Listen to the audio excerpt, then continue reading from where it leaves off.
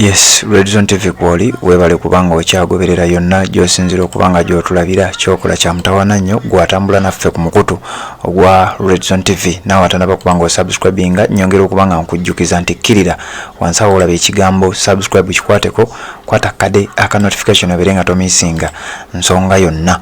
nina ebigambo bya seekono byenjagala okubanga nkuwa obiwulirize bulungi nnyo ensonga ze Kenya naye nga ziri connected ku ggwanga erya Uganda. Seekono agamba mbadde nga mukuwa bulijjo wabula mu nsonga eno agamba nti ekiri e Kenya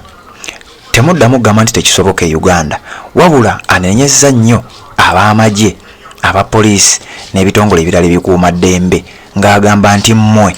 bino abantu bye balwanirira nammwe bibakwatako naye ate mmwe mufuuse ekizibu mu kubeera nga bannayuganda mubalemesa okuba nga bakwata omulimu guno ekintu ekiri e Kenya oba oliawo bannayuganda bandibadde bakikola n'okusingako awo bannakenya bwe batuuse wabula nti mmwe abali mu yunifoomu z'amagye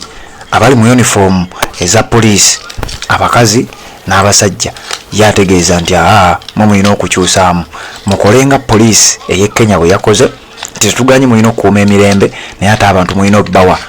mulina obbalekera eddembe lyabwe kubanga kye bakola kiba kiri mu mateeka. Kasooke mukuwa muwulirize nzije mbeere nga nkwongerayo kubanga sandyagadde ate mbeere nga mwogerera wabula bwe batonaba kubanga osubscribinga kirira wansi awo wolaba ekigambo subscribe kikwateko kwata kade aka notification obeere nga tomisinga nsonga yonna. Assalamu alaikum warahmatullahi wabarakatuh. Abooluganda ensonga ze Kenya naziyiddemu ebintu bingi naye ekimu ku byo baganda baffe ne bannyinaffe abambala uniform ez'amagye okuli Uganda Police, UPDF, simanyi SFC n'abalala bonna twatugende bannange mu kizibu ekikyakuumidde bannayuganda ne Uganda mu buwambe. Mu kizibu lwaki bannayuganda babonaabona okutuusa ku ssalitu limu era mumwe abambala uniform mumukumidde abonoonyesa fujifuula ekitagasa mu buyinza okumala emyaka 40 imwe era njagala obubaka bwange buno bwebatuukeko baganda bange ne bannyinase abambala uniform. Uganda nsi yammwe wallahi simanyi lwaki bwemwambala uniform mwerabanga ab'ensi endala nemutandika olwaba Uganda ng'etakyabakwatako kyewunyisa omukuba ng'oli omu ali mu magye naye ng'olina bafamily members abasoba 30 nga gw'oli mu magye naye ng'oyolola Uganda nga tofuddeeyo ku bantu bala 30 future yaabwe egenda kufaanana etya enkya. Wallahi nze simanyi bammere gye babateeramu biki ebibajjako ne bakyusa obwongo ne mubeera nga temukyerowoleza nga mu nsi mutegeera ekintu eki kukuba kuwamba kutta kusiba kutulugunya just nga kyemutegeera kyokka. Baganda baffe ensi Uganda yammwe wallahi yammwe nsimanyi lwaki mwanyihandinga ova ne mugiwayo eri abantu abalondemu nga mmwe mulabanga be bannannyini nsi nga bateekeddwa okwogera be bateekeddwa okubaako bye bakola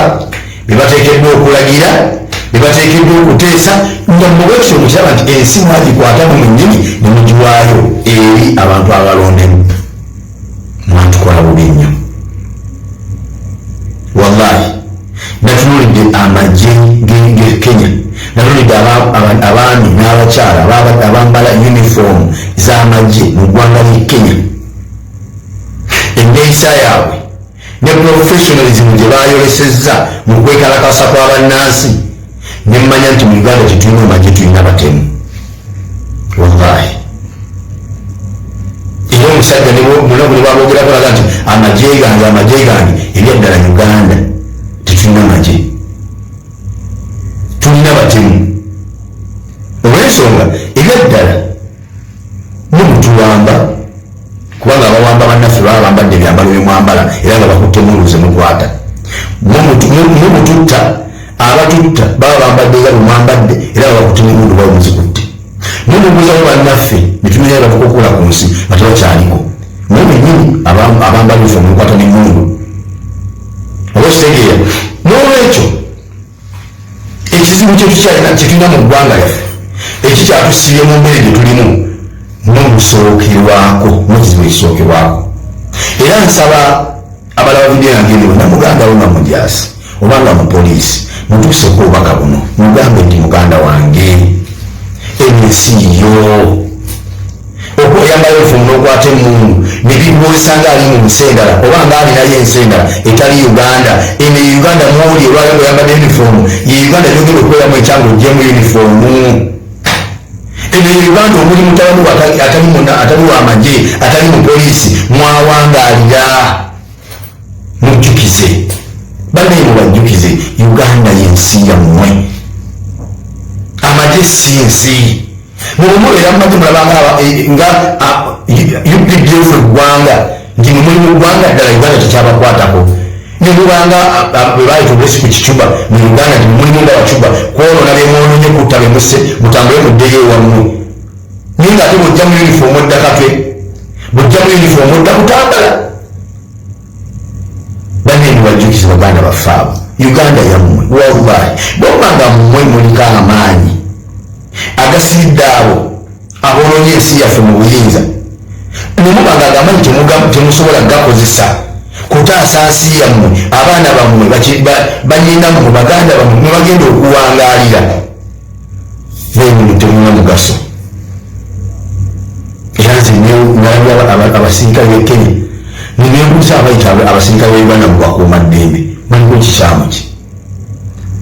Teriyo omuntu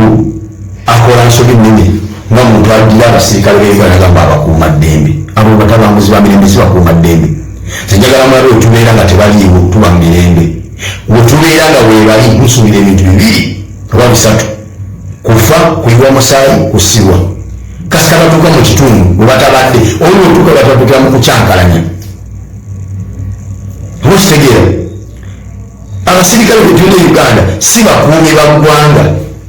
nga mu constitution negamba tebalina kukuuma Uganda n'ebyabwe ne bannansi n'ebyabwe nedda bano bakuumi ba muntu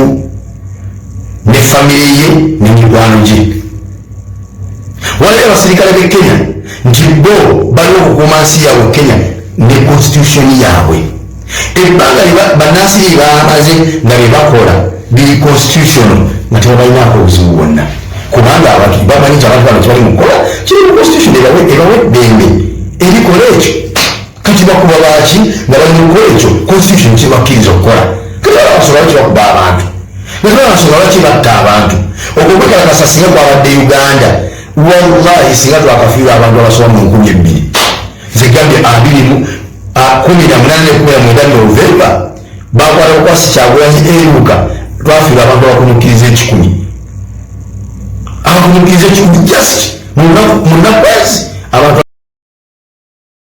Yes, ebigambo by'omusajja oyo biwulidde kansuubire obitegedde bulungi bingi naye nkuwaddeko ebyo ebisoboka obeere nga ate otambula naffe ekiri e Kenya kyayogerako era kyasinziddeko ng'ategeeza nti wano mu Uganda kisobokera ddala era kisoboka wabula abasajja abo abali mu yunifoomu ekintu kye bakola